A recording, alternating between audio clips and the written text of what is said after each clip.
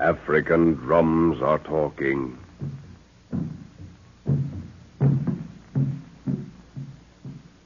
Into the breathless African night, through tree-canopied aisles from the heart of the hidden Juju Grove, the ritual drum booms like the tolling of a funeral bell.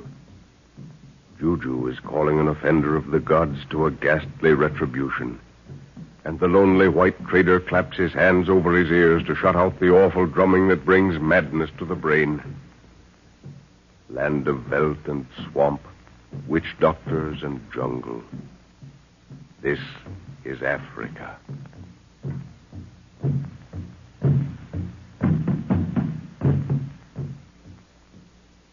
Professor Anton Edwards and his little party of explorers in Africa are attempting to leave the city of a lost people in the crater of an extinct volcano. The only road is through the Passage of the Rock, a dark cavern that apparently runs through the huge cliffs that surround the sunken kingdom, and through which the great apes roam at certain seasons.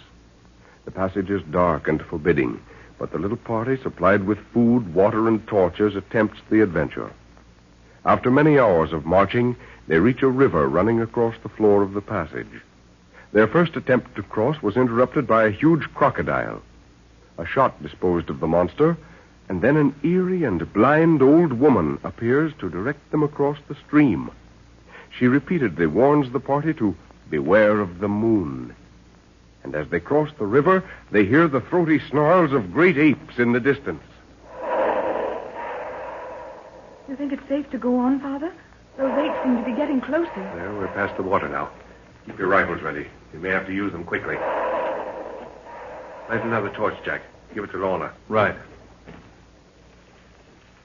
Here you are, Lorna. I've got it. What need ye with more light, eh? To kill apes, if necessary, old woman. Thou'lt have no need to kill. Fear not, great stranger.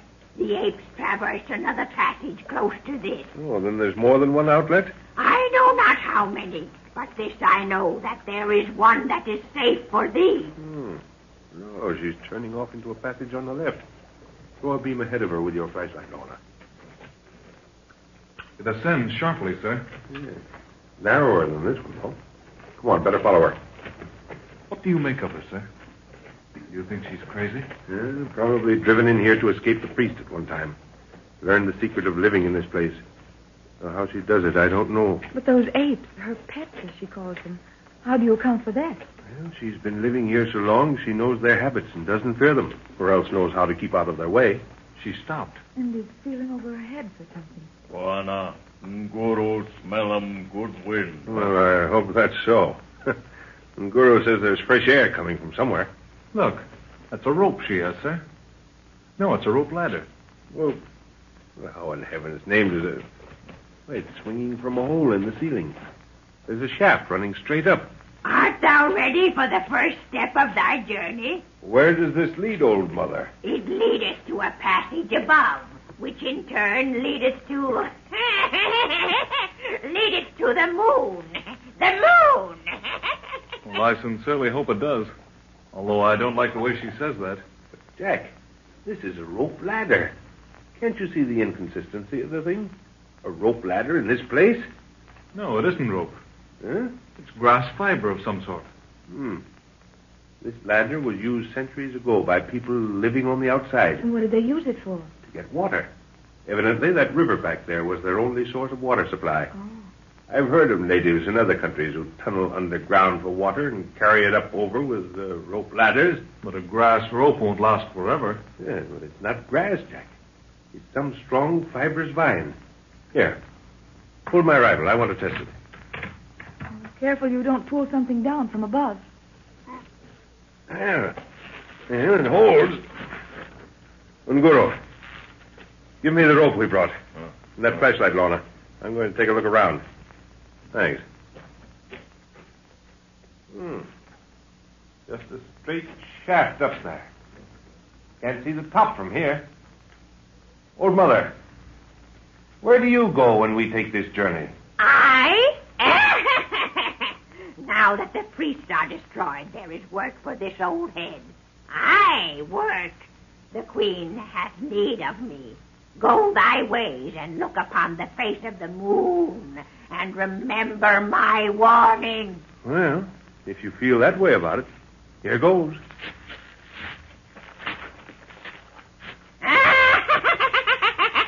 Thou art anxious to see the moon again. Yes, and to breathe all the fresh air that goes with it. The moon hath much in store for thee, my son. Have a care, for she will steal thy brain and torment thy senses until... Can you hear me? Yes, sir. I'm lowering the rope. See it? Yes, I've got it. Tie the rifles and heavy stuff to the end, and I'll pull it up. Okay. Give me a rifle, Lorna. Here. Better put the torches out. Use flashlight. All right. All set. All away. Oh, Jack, I'll be glad to get out of this place. I'm feeling just a little... You've been great, dear. Stick it out just a little longer and we'll be out of here. Here. Hold on to me. That better? Yes. Aye, hold on to him, my dear. Hold on to him. The moon hath an eye for strong young men. What is this she keeps saying about the moon? Does it mean anything, Jack? All okay? Then Lorna. Right. Ready, Lorna? Yes. Okay. Up you go. You making it all right, Lorna? Yes. Coming up. Jack, Yes, sir. send Ngoro up and follow right behind him. Okay, sir. Up. Give me your hand now, Lorna, and I'll pull you over the top. Yes. There you are. Oh, isn't the air clean up here? That's good. Yes, we must be somewhere near the outside. You on your way, Ngoro? I wanna. This job for monkey, huh? You old grumbler. Be thankful the ladder was there. Coming over, sir. Oh, gosh, that air feels good. Is the old woman down there still? She was when I started up. You better put the flashlights out. Light a torch, Jack. Hola there, old mother. Is there anything we can do to show our gratitude for your help? There is nothing, my son. Thou hast done enough for my daughter already. For your daughter? Who is your daughter? When I reach the palace, I shall tell her that thou art safe. She must mean the queen. Yes, Then she is the mother of the queen? evidently. Beware the eyes of the moon, my son. Beware the eyes of the moon. Well, that's a bit of a shock. I wish I'd known it before. There was nothing we could have done anyway. Well, here are the rifles. Let's get going. Here's the rope, Ngoro. But what was all that she kept saying about the moon, Father? Each time it had a note of warning. Well, I really don't know, my dear. But I've learned not to disregard the sayings of these people. Let's forget it for a while. It'll show itself when the time comes. Wana. Spirit drum. What's that? Quiet, everyone. Yes, Ngoro. That's a drum, all right. Huh? Spirit drum for devil talk, Wana. You heard, Jack? Yes, very faintly. Ngoro says it's a ritual drum for talking with a priest. Whatever it is, we're somewhere near a village. Come on, we'll be out soon. Look. The corridor turns right ahead. There's a faint light coming in. Smell 'em chewy, Bwana. Smell 'em cat. Careful. Ngoro says he can smell the big cats. Looks as if we're out at last, people. Yes. There's the cave mouth. Look out! You rolled him over, sir. Yes, but he got away. What was it, Father? Looked like a panther to me. No, it was a leopard. An old one. Well, we're out, people. No wonder we didn't see the end of the passage before. It's nighttime. Yes. I think we're on the side of a mountain. See those fires down there? Must be a fairly large village. That's where the drum beats come from. Some sort of a ceremony going on. Look at that moon. I've never seen it so large before. It's good to see it again. Yes, but doesn't it look rather cold and... Oh, there's something about it that... What's the matter, dear? Oh, nothing. I guess I had the shivers for a moment. Oh. Have we any quinine left, Jack? I think so, sir. I know what you're going to say, Father, but it's not fever. It's... Well, something seems to happen to me when I look at the moon. It was as if... Oh, Jack! Don't grip my arm like that. Jack! Jack! Yes? Yes? What? You're hurting my arm, dear. Am I? Oh, good heavens, Lorna. I'm sorry. I must have... Well, Jack, my boy, I think you're the one that needs the medicine. Your eyes look like burning coals. Let's get down to that village. We all need a rest. Yes, sir. I guess I am feeling a little strange. Goro, you lead the way down. Go along with him, Jack. I'll follow with Lorna. Father, I'm just a little frightened. Did you see Jack's face just now? You mean when he was looking at the moon, eh? Yes. The moon was shining right on his face. And he looked like some wild animal. Yes, that's it. And his hand, gripping my arm, felt suddenly like an animal's claw, growing tighter every minute. African drums are talking. What is there in the beat of the drum that, from the beginning of time, has stirred man to the very depths of his being? Marco Polo, writing of his travels, said, "And they came to the hill of the drum.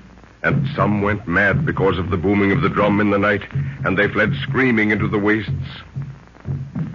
The drum booms on. Even the jungle pauses to listen to its rhythmic message. Primitive, treacherous, full of brooding mystery. This is Africa.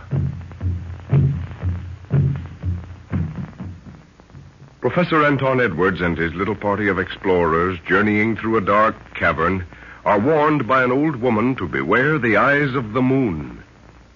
Reaching the cave mouth, they emerge onto a mountainside.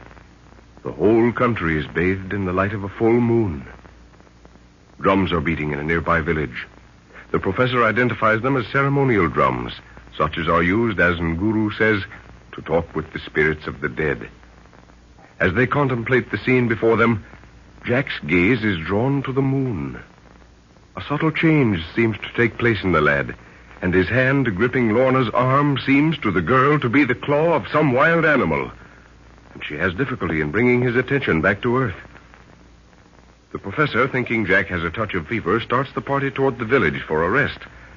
They draw near the village where the drum is beating. What part of the country is this, Father? Do you know? I'm afraid I don't, Lorna. But when I get a look at those natives and hear their dialect, maybe I can form some opinion. Jack seems to be all right now. What on earth could have come over him? He seemed so strange for those few moments. Oh, just a momentary letdown, that's all. He's probably burning up with fever and doesn't want to worry us with it. Mustn't let them get too far ahead, though. Jack, Nguru. Come on, we must catch up with them. Will those drums keep going all night? Probably. Some sort of ceremony going on. Any ideas to our whereabouts, sir? Not yet, Jack. Have to get a look at those villagers first. Wana, him drum go talk for moon. Oh. Well, if that's the case, Nguru, we won't be welcome at this time, eh? Why is that, sir? Nguru says they're moon worshippers. If so, this must be a ceremony to the full moon. They won't like outsiders watching, especially whites. I should think that would be very interesting to watch. It is, if they're not cannibals. Then it gets rather, messy. Funny we haven't encountered any scouts or guards. Wana, Naona road. That must be one of the paths into the village.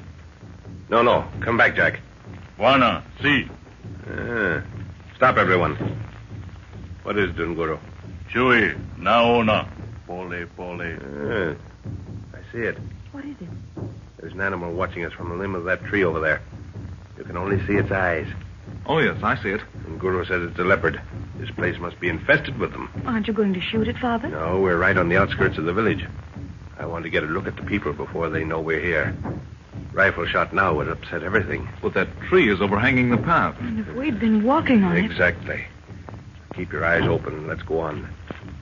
Well, there's an open space. A little to the left, sir. Yes. Must have been cleared for some reason or another.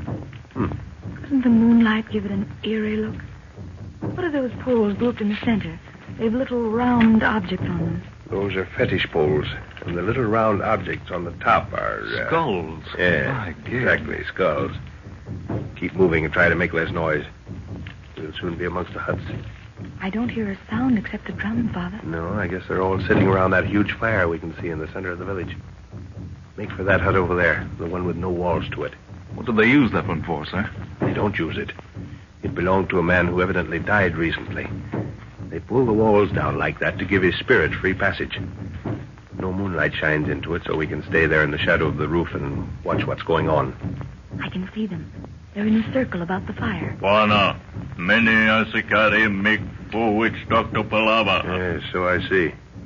Is it a war, Shauri? Nay, Bwana, him spirit talk, bring 'em devil. Careful now. There's about 5 yards of open space between this elephant grass and that hut. Take a look at Goro. Aye, Bwana. Their attention is evidently centered around the witch doctor. Why all these precautions, sir? You don't usually take this trouble entering a village. Yeah, there are far too many cats in this vicinity. Leopards don't hang around a village in numbers unless there are easy pickings. These people might have some sort of leopard fetish. If they have, they're a cruel bunch. Bwana, all dog make for devil bone. No eye see. Maybe witch doctor smell 'em, huh? Well, if no eyes can see us, I'll guarantee the witch doctor won't smell us. Come on. Single file. Lead the way, Unguru. Aye, Bwana. I'll give him time to get there. Now you, Jack. All right. Follow him now, Lorna.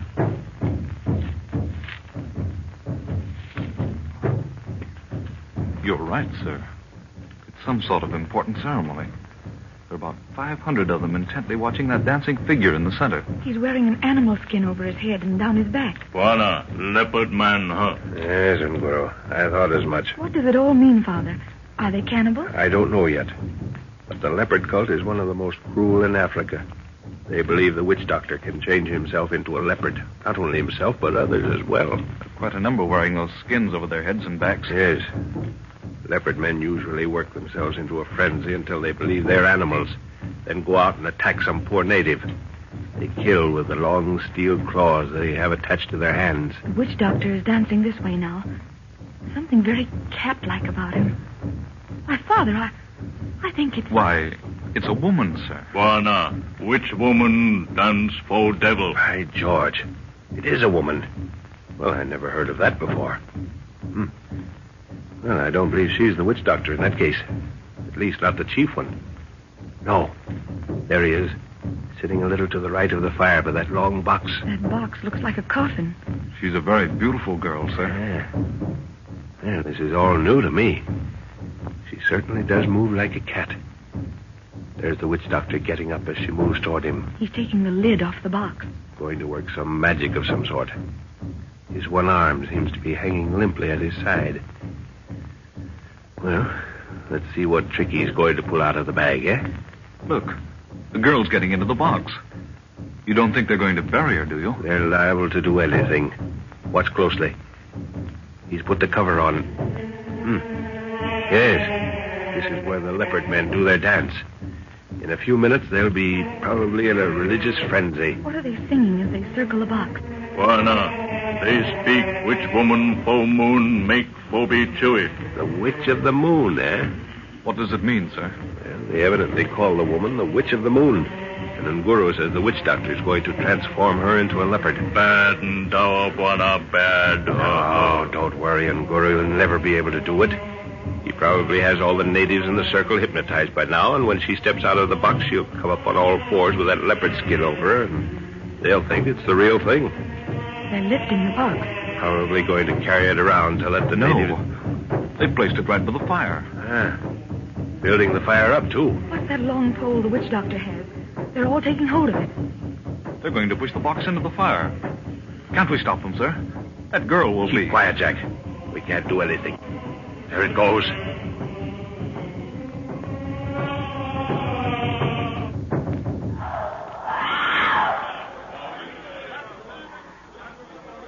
A leopard. A leopard jumped from the fire. The beast's heading this way.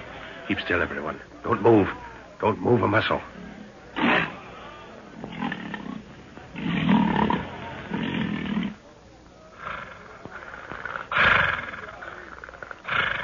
Oh, it's going toward Jack. Shoot it, Jack.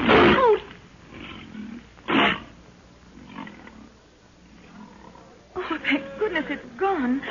Why didn't you shoot it, Jack? I couldn't. I couldn't shoot it. Did you see those eyes? Yeah, that beats me. They put the box in the fire and the leopard jumped out. The beast came right up to us and stopped. Saw Jack and started going towards him. Yes. And you frightened her away. And our Buana. She devil cat from fire, no good. Yes, it is bad medicine, Nguru. The animal looked at us in turn and then made slowly for Jack. If it hadn't been for you, she'd have spoken to me. What's that? It was the woman. Did you see her eyes? I saw them in the moon tonight. The eyes. The eyes of the moon. That's what the old woman said. Beware the eyes of the... Oh, nonsense. Jack's full of fever. He's imagining things. The whole thing was a trick, and yet And yet, white man, can you not believe that which you see? Oh. It was. You are... Who are you, woman, that you speak my language? I am in your tongue, called the Witch of the Moon. My people await me. Remain here until I call. You will not be harmed. Oh, Father, I'm frightened. It was rather a shock, wasn't it? This whole thing is, it's preposterous. There's bound to be a trick to it. Yet she came out of that high grass behind us, just where the leopard disappeared. It's very uncanny, I'll admit, but... And she had round, yellow eyes, just like a cat. Yeah. Her skin is white. She can't belong to these people. Look, the whole village is bowing and scraping to her as she enters the circle again. Jack, what's wrong? Her eyes commanded me to follow. I must obey. Oh, hold on, old man. You can't... She has called. Hold him, Nguru. The boy is full of fever. It's all right, Jack. She told us to remain here. You, yes. But me, she calls me to fulfill that which is written in the moon. Yes, written. African drums are talking. A message booms through the night. Black warriors steal from their huts and slink silently by secret paths to the hidden Juju Grove. One by one, they take their place around the altar, shining ebony bodies, statues of silence squatting in the flickering light of the sacrificial fire. The witch doctor rises. The drum falters, changes its note, and a faster, wilder rhythm causes the circle of black bodies to sway to its urge. This is Africa.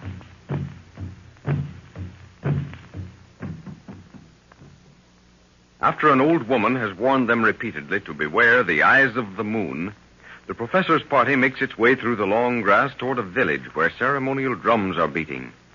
The natives are grouped around a huge fire. A beautiful girl wearing a leopard skin that hangs from her head and down her back is moving with cat-like steps in a ceremonial dance. She is the Witch of the Moon. Before their eyes, she is apparently changed into a leopard, and the beast charges toward the watchers in the shadow. The animal bounds between them and pauses, snarling. It eyes the party one by one, but seeing Jack, the snarls turn to cat-like purrs. Lorna's voice calling for Jack to shoot angers the beast, and it bounds away again, snarling. Then out of the long grass where the leopard disappears comes the beautiful girl. She speaks to the party, looks at Jack with a strange look, then leaves them to enter again the native circle. Jack seems to be in a trance. He tries to follow the girl, saying that her eyes had commanded him to do so, but Nguru holds him back. Steady, Jack. Steady. Let me go, I tell you. It was written on the moon. I saw it. Her eyes told me. Bwana, moon witch, evil eye, look for little Bwana. Let me go. Why do you interfere? Jack, dear, look at me. We were told to wait. Tell this man to let me go. Don't worry, Lorna. It's a fever. Sets up all sorts of imaginings. But the woman and that leopard, her eyes were exactly the same as the animals when it looked at us. Yes. Her eyes. The old woman told us to beware the eyes of the moon. And they call that girl the Witch of the Moon. Yes. Yes, I told you. Her eyes. Bwana, little Bwana, how is he? Go sleep. Jack's fainted. We'll have to get him into a hut and doctor him. The girl's beckoning to us, Father. She spoke to the witch doctor, then raised her arm in this direction. There, she's calling us again. Can you carry Jack, Nguru? Mm-hmm. All right, I'll lead the way. You follow behind me, Lorna. Come on. Whatever you do, don't show fear. Keep your head up high. All right, Father. I'll try. They're making a path through the circle for us. Keep looking straight ahead as we go through.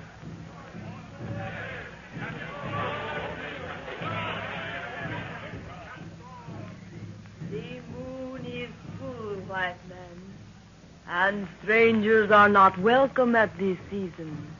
But my father told me of your coming, and I have made preparation. Your father has eyes that see into the future, woman. Tell me his name. He lives in the hole in the sky, through which Mshimba Mshamba watches the earth. And his name in your tongue is called the moon. Then his eyes are indeed far-seeing. This man here is Milini, the witch doctor. I see you, Milini. I see you, white man. His medicines are powerful and his knowledge is great. Let him attend to the sick man. Oh, go. But I see that Milini himself is sick. His arm has a wound close to the shoulder. I have a medicine that is powerful in such cases. Let my sick man be taken to a hut where my daughter may care for him. And I will bind Milini's arm so that the stiffness will go from it. Jama Hayo. It is well. Follow me and Milini will come to the hut for your medicine. Go. Lorna, did you see that wound in the witch doctor's arm?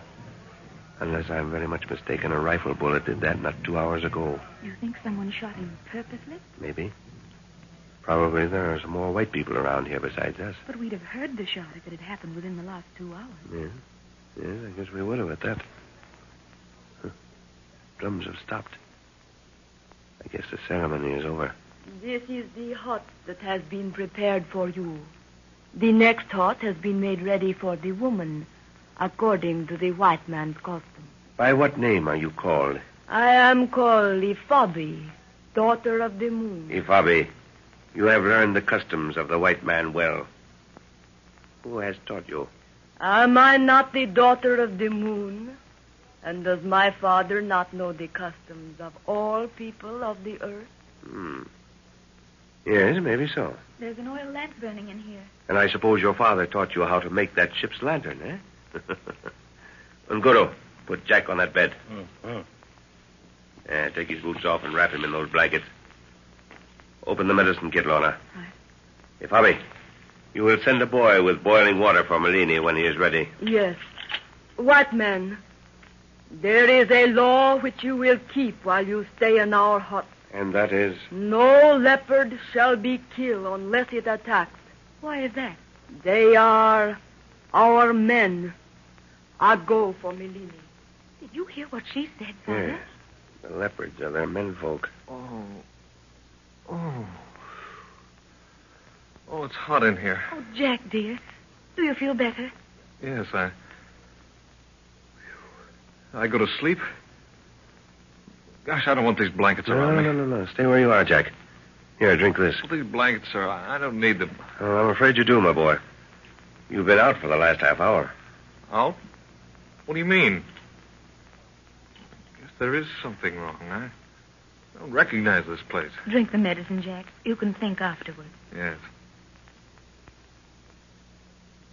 Oh, that's vile stuff. Well, I didn't have time to call at the drugstore for flavoring, my boy. You don't have to kid me, sir.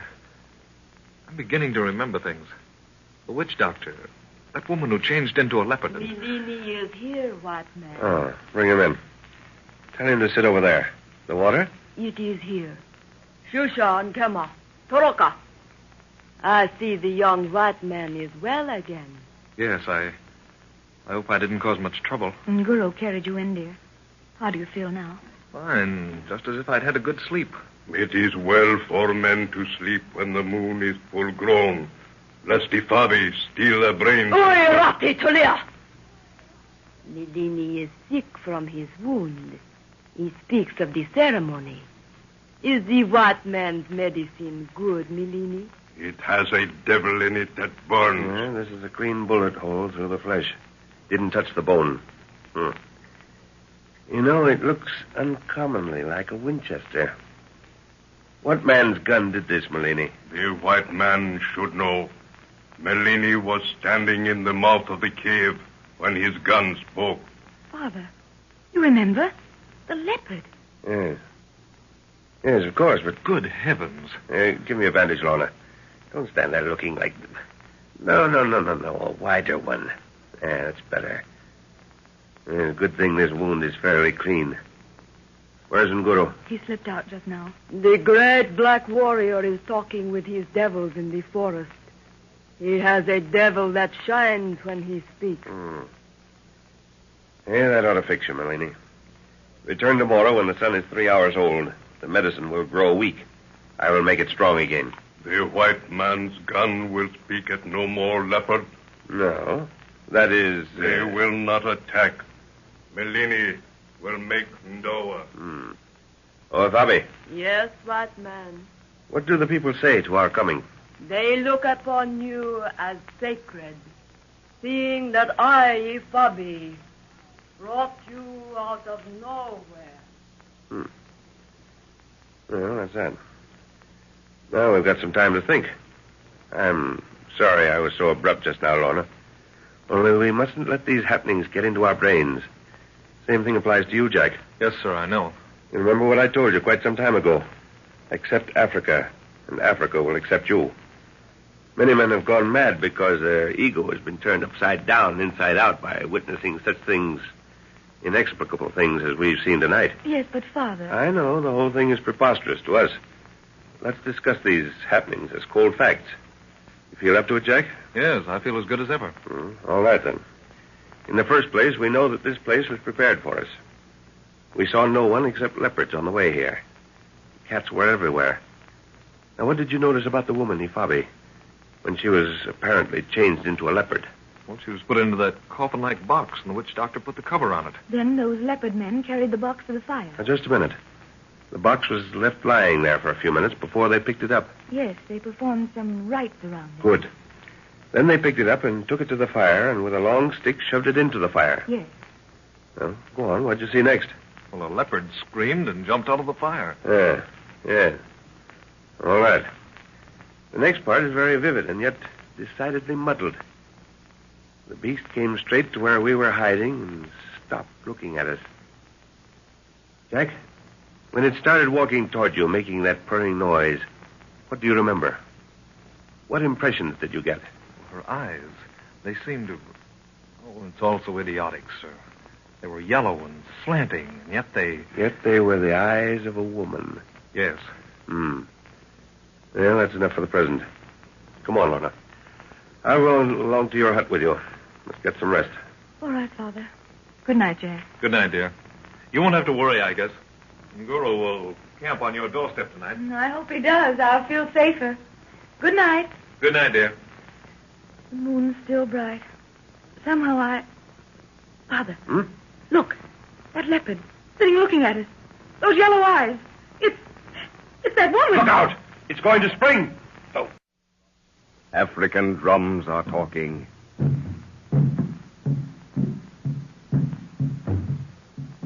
Dense walls of verdure with slinking cat-like forms that appear and disappear into incessant shadow. Trees, monarchs of the forest with sinewy vines twining closer and closer. Their ever-reaching tentacles slowly draining the life from that which gives it life. This is the jungle, where life preys on life and death never sleeps. This is Africa.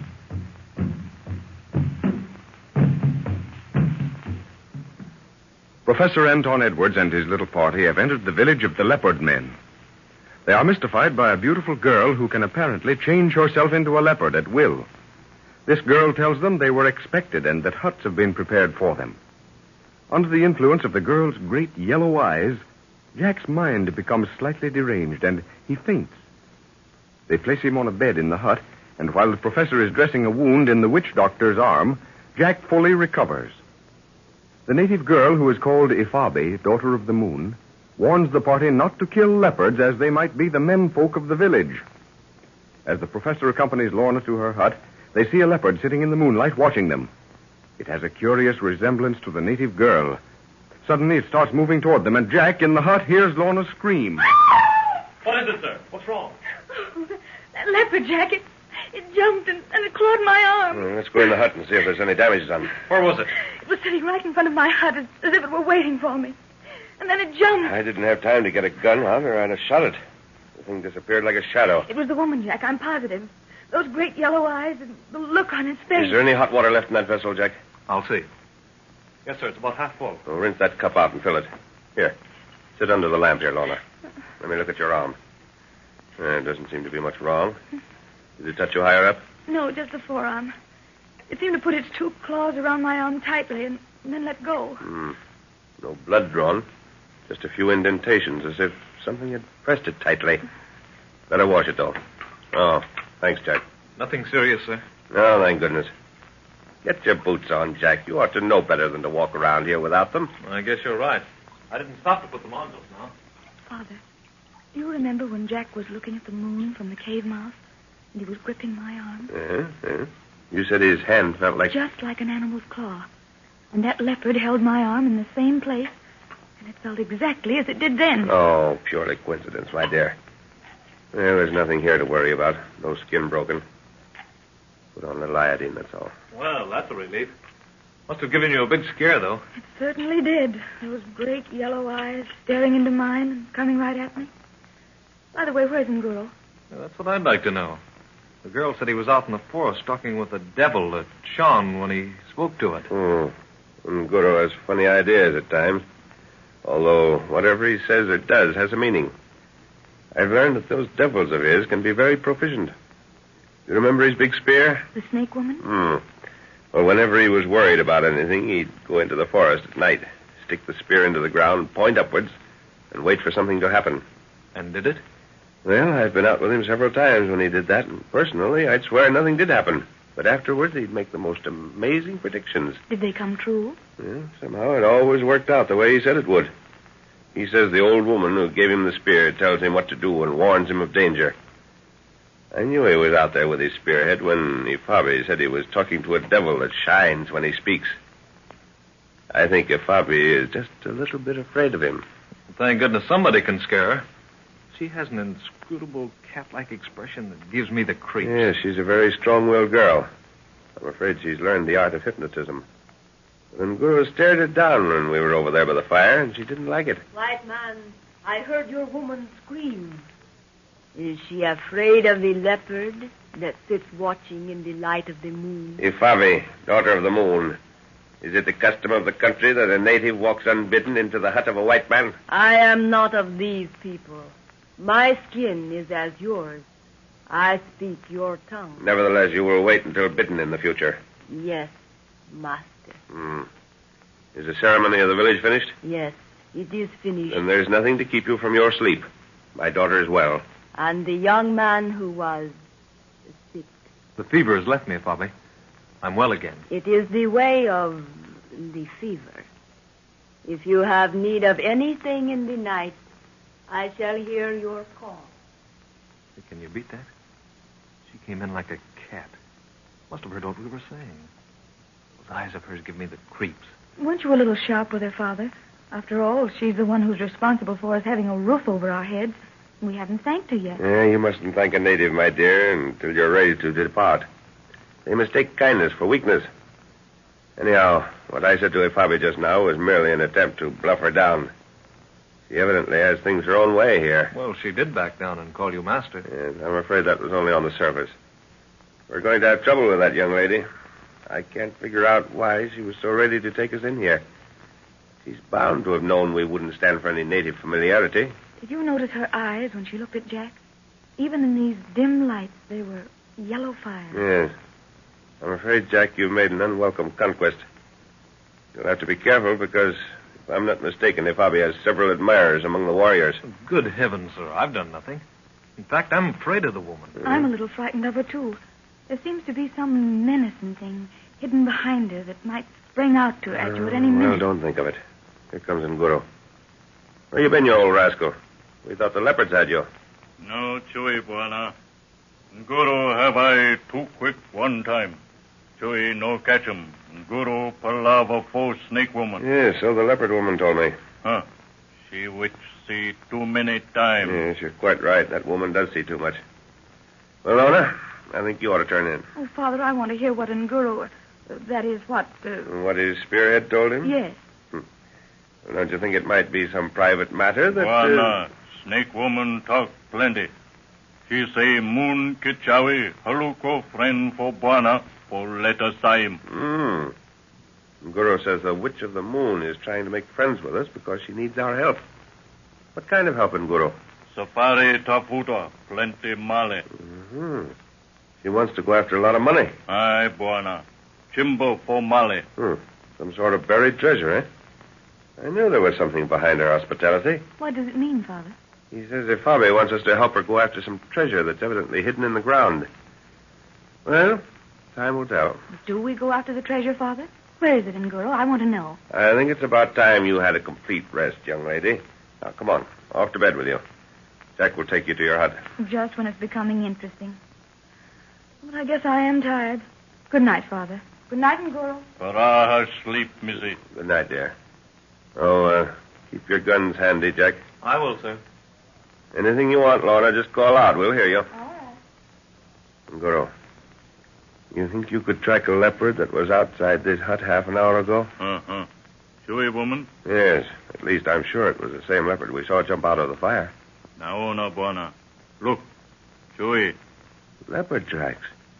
You're in the hut. Wait till I get a light on it.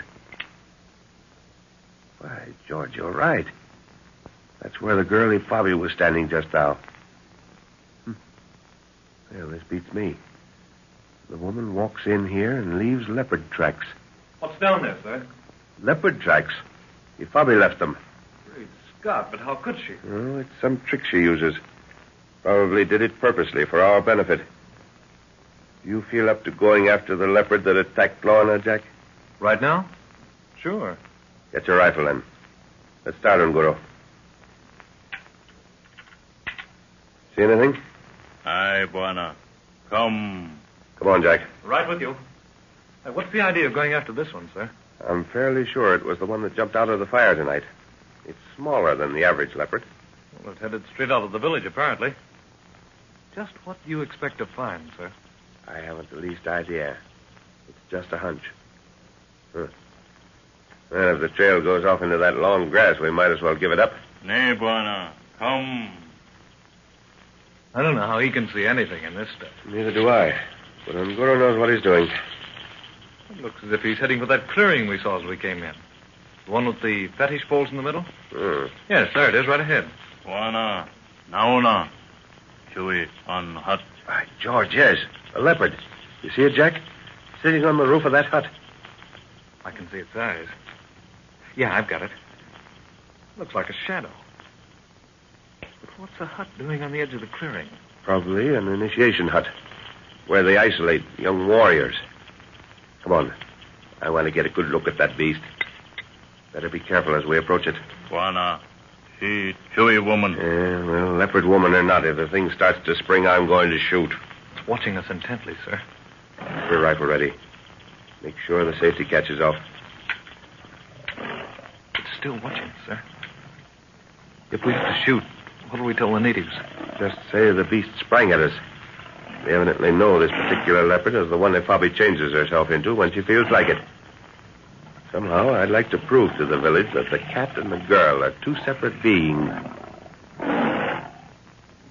Its language isn't very ladylike anyhow. Careful now. The beast might spring at any moment. Nguru, take this flashlight, and when I tell you, switch it right on the leopard. I'll keep it covered if it springs. You stand by in case I miss, Jack. If it doesn't come at us as the light goes on it, I don't think there'll be any need to shoot. Ready? Switch her on. Look out, sir. She's coming. Where's the light? Nguru, where's the light? Devil, knock him from the hand, Buana. Listen. Listen to that groaning, sir. It's a woman. Confound it, where's that light? Here, Buana, here. Great heavens. It is the woman. She's rolling from the roof. Quick, Jack, catch her. I've got her. Let me see. Put her down. White man, you have broken the law. Yet it was written. African drums are talking.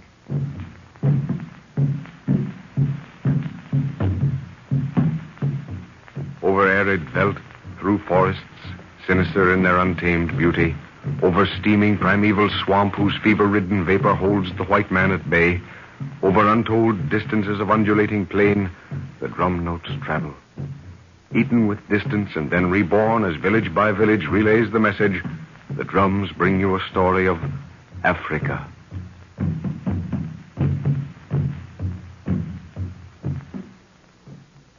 In the village of the Leopard Men, the professor, Jack, Lorna, and Nguru saw a beautiful girl known as the Witch of the Moon apparently change herself into a leopard, a feat which she is supposed to be able to effect at will. During the night, the professor sees a leopard slinking outside his hut. He is positive it's the beast into which Ifabi, the girl, is supposed to change herself. And to support his contention that the girl and the beast are two separate entities, Nguru, Jack, and the professor trail the animal. They find it sitting on the roof of a hut just outside the village. As the flashlight beam is turned directly onto it, the beast starts to spring and the professor shoots. At that moment, Nguru drops the light. The snarls of the animal change to the groaning of a woman. And when the light is again turned on, they find Ifabi, Witch of the Moon, wounded. Give me the light, Nguru. Hold her head up, Jack. Nothing serious. Just grazed the side of the head. See any other marks? No, none, sir. Nothing on the shoulders or down the back? No. That touch on the head is all. That's strange. Well, what do you make of it, Jack? Well, I don't know what to make of it, sir. I'm completely at a loss. I'm almost afraid to think. Well, in that case, don't try to, boy. Just accept it. We shot at a leopard from a distance of 20 yards, and it turned into a woman. But we all saw the beast. He was crouching there on the roof of the hut, and... Well, forget it. That's the simplest thing to do. Yeah. Just before she fainted, she said we'd broken the law, eh? Yes, but it was written in the moon. I want to get a good look at that hut. Get Ifabi back to the village and... Oh. The white man has She's coming out of it, sir. broken the law. And Ifabi is dying. I don't think so, Ifabi. You won't die as easily as that. Does the white man believe now? Possibly. Keep your hand away from that wound. I'll dress it as soon as we get back to the hut. Stand her up, Jack. Right. Can you walk, Ifabi? The forest moves under my feet. Well, then Nguru will have to carry you. Buana, Nguru carry no woman. Well, I have a good mind to make you do it for dropping that light. Ifabi can walk, white man. Good. Then we'll get back to the village. Lead the way, Ifabi. You know the ground. Yes, white man. Shall I carry her, sir? She doesn't look really fit. No, Jack. She's fit enough. I think she wanted you to carry her. That's why I suggested Nguru. I'm wondering what her game is. That wound in her head is... Look, she's taking to that narrow path. Well, that's better than walking in this grass. Nguru, what made you drop that flashlight just when I fired? Buana, devil him throw spirit Runga. Eh? Nauna, see. Well, there's a mark on his wrist, as if something had hit him. I've no doubt at all that something did hit him. Must have been a very useful spirit club at all events. Well, there's Lorna, standing at the door of her hut talking to someone. Looks like Malini, the witch doctor. Wonder what he wants. Do you think there'll be trouble when he sees Afabi's wound? No, I don't think so. It's very slight. Where did you go, Father? I've been frightened. I heard a shot and dressed quickly. Then the witch doctor called me out. He said you'd shot a leopard, and, well, the way he said it frightened me. No, don't worry, Lorna. It's all right. Go into my hut, Afabi. White man, you have broken the law. How do you come by the knowledge so quickly, Malini? I have a medicine that tells me many things. Well, then go to your hut and make medicine to tell you how Afabi came by her wound. For no bullet of mine has made it. Come on, Jack. Get some hot water ready. We don't want infection to set in here on this. Bellini. It is I, Adako. What need you, Adako? The moon is about to set, and you should be in your hut. I am a warrior. I need no sleep. What do the white people at this hour with Afabi? She has a wound. The big white man makes medicine for it. It is a trick of Afabi to be near the little white dog. She has no eyes for me since he came to the village. What would you, Adako? You cannot kill him. The big white man is powerful, and their black warrior has quick eyes. But there are ways, Malini. You have no liking for these people? No. They are too inquisitive, and they mock my medicine. But they shall learn that Malini is as powerful as the moon, and that his medicines are numbered with the grasses of the forest. That may be. What would you, Adako? You have seen how Afabi looks at this white man. You have seen her walk before him. You have seen how she took his brain that he may desire her. In your wisdom, Malini, in the wisdom that was your father's before you, surely there is a secret way. Yes, there is a way. Come into my house and leave your spear in the entrance. But it is a costly fetish, Adako. And the price, Malini? 50 rods and 2 bags of salt. Then because it is to your benefit as well as mine, I will pay you half of that price. It is well. But no man shall know of the palaver, or your death is assured. No man shall know unless it be from your own tongue. What is this fetish? In the making, it requires the blood of a cockerel fresh killed. To that is added a measure of your own blood. Clay taken from the bed of the river of forgotten people when the moon is but a rind, mixed with the blood and made into the image of the white man. When this is completed, my magic begins. Go. You have these things. They are here. The clay was obtained by Mtkama, whose crops were destroyed 5 moons ago. His enemy is now dead. Are you ready to begin? I am ready. Then get me the chicken that sleeps in the corner. The fire is low.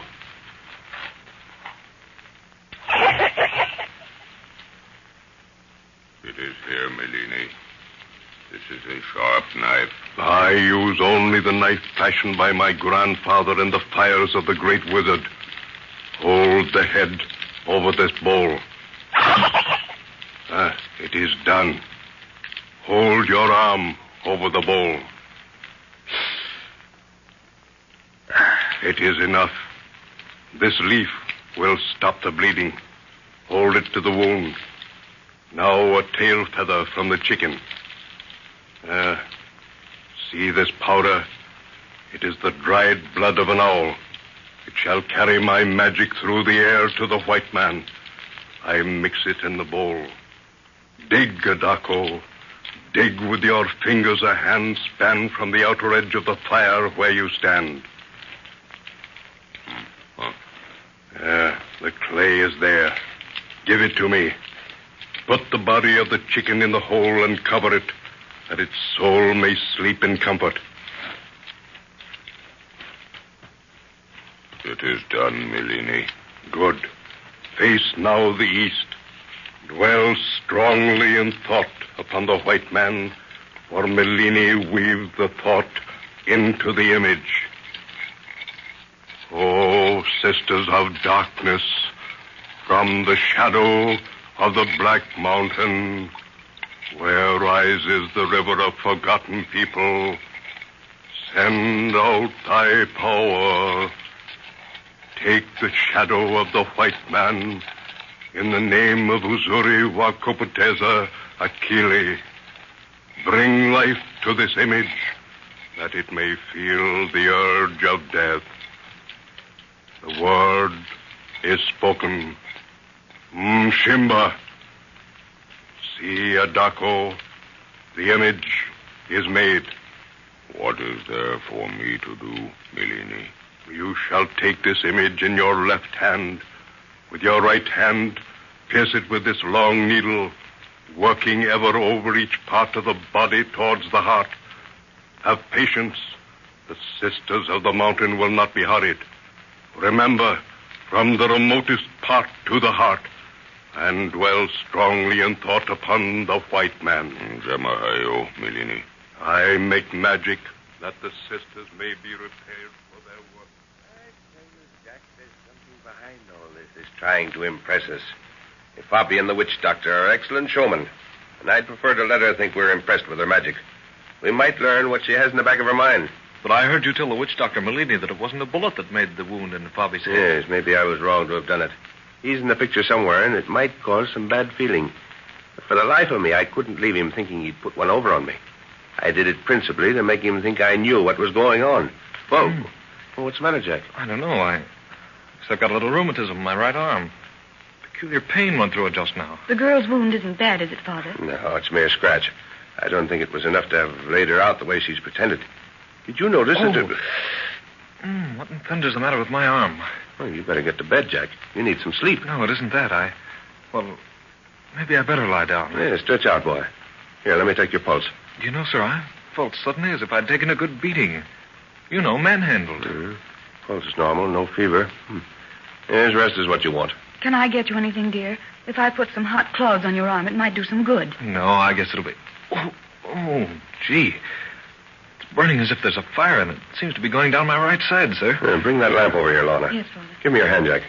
You weren't bitten by anything out there tonight, were you? I don't think so. I didn't feel anything. Did you go by any of those poison thorn bushes? I don't think there are any in this part of the country, not the deadly kind. How do you feel now? My leg's burning badly. What in the world could have done it? Well, there are some minute indentations on your arm, Jack, as if a hypodermic needle had been inserted. You think they're insect bites?